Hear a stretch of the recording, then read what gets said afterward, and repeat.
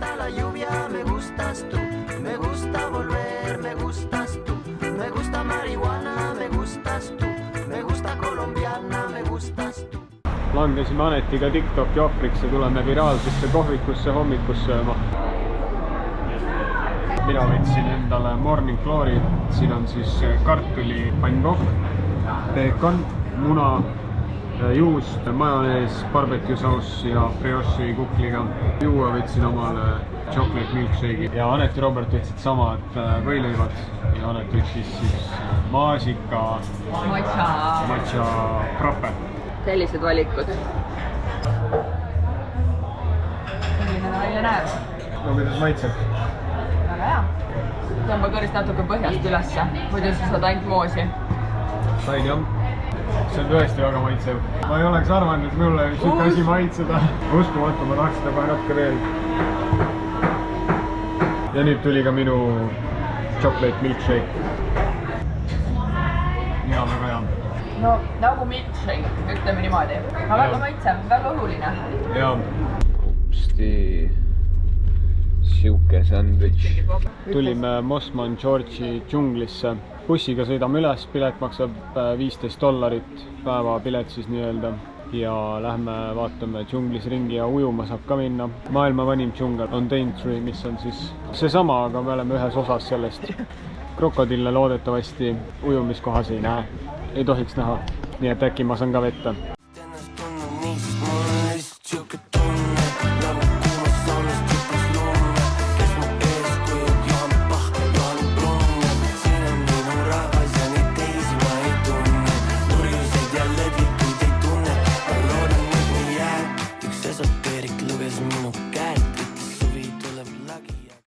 Aga siin on väga lahe, väga ilus.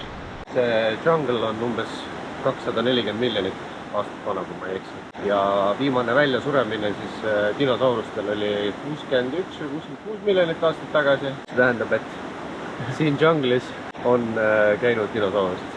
Vot nii. See on väga lahe fakt. Me põhimõtteliselt me käime dinosauruste radadel. No räägi nüüd sellest õlist.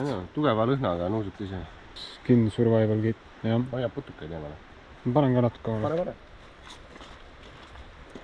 Ta annab tunda, et me oleme džunglis, vaadates Roberti selga. Seljakott on seljas.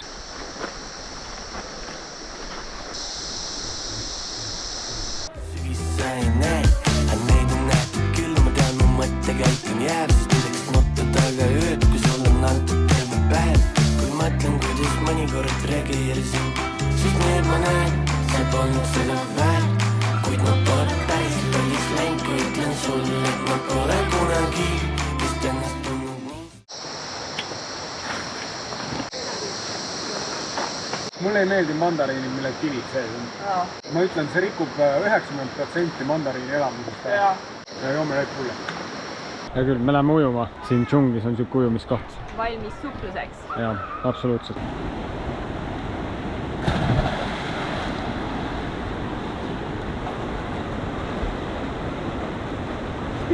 Ei.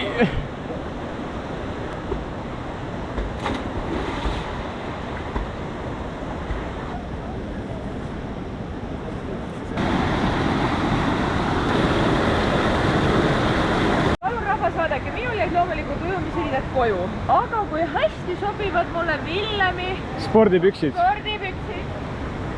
Päästatud ja õnneks mul oli nii palju mõistust, et rinnahoidjad kaasa võtta, kuigi ma need hommikul selga ei pannud. Ja nüüd mina andsin enda püksid siis Anetile ja ise olen siin trussadega ja bokseritega pean siin läbi ajama, aga saab hakkama, ei ole hullu midagi. Ja vesi ei olnud külma ega ta ei olnud ka soe. Arvestades tingimusi, ma arvan, ta oli pigem soe, sest ta tuleb siit kuskilt mäe seest ülevalt, et ta on nagu selles suhtes külm vesi, aga siinse kliimaga ja ilmaga ta on ikkagi võrdlemisi soojaks läinud juba. Mina võin öelda professionaalselt Kohila jõe ujujana, et see vesi siin on soojem kui Kohila jääs oli sel suvel. No ma ei tea, Kohila jääs ma ei ole see aasta käinud, vist ei käinud ka eelmine aasta, et ei oska Kohila jõega võrrelda.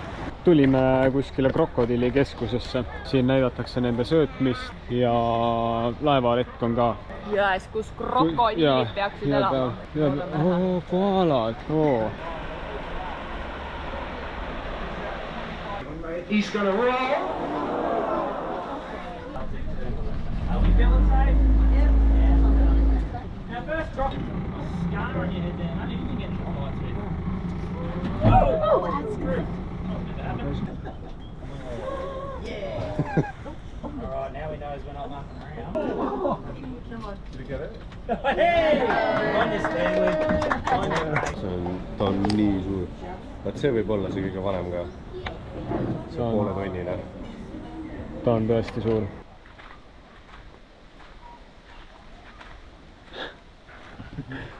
Aga me peame siit välja minema, jah?